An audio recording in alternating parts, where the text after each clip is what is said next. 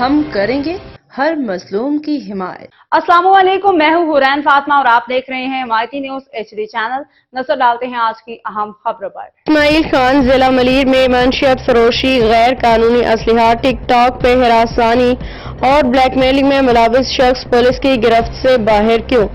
Report Fahim Ahmad آرائیں، روزنامہ حمایتی news. Karachi حمایتی news. Karachi کے ضلع ملیر میں اسماعیل خان نامی شخص جرائم کی دنیا میں ایک جانا پہچانا نام بنتا جا رہا ہے۔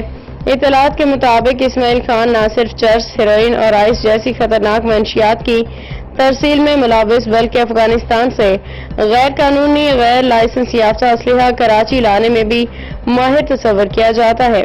ان جرائم کے تحت پاکستانی قانون کے مطابق منشیات فروشی، انسداد منشیات ایکٹ 1997 کے تحت چرس، ہیروئن، آئس اور دیگر نشہ آور اشیاء کی فروخت اور ترسیل قابل سزا جرم ہے۔ سیکشن C9 کے مطابق مجرم کو عمر قید یا سزائے موت بھی دی جا سکتی ہے۔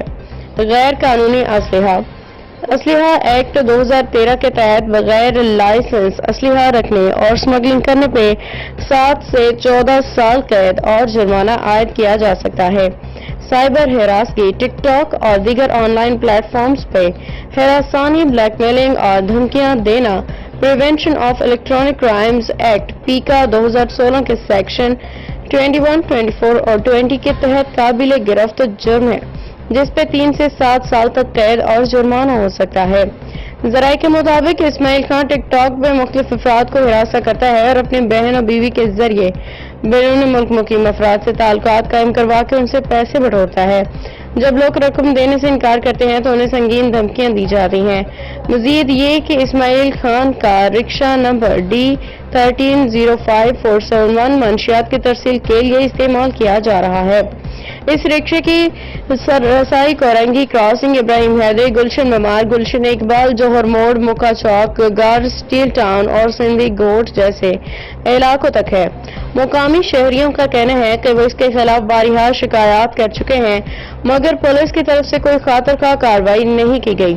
شہری حلقوں کا سوال ہے کہ ایسا شخص جو کھلے عام قانون کی دھجیاں اڑا رہا ہے آخر پولیس کی گرفت سے باہر کیوں ہے؟ کیا قانون صرف کمزور کے لیے ہے؟ عوام کی جانب سے SSP ملیر IG سندھ سے پرزور مطالبہ کیا جا رہا ہے کہ اسماعیل خان کو فوری طور پہ گرفتار کر کے قانون کے کٹہرے میں لایا جائے۔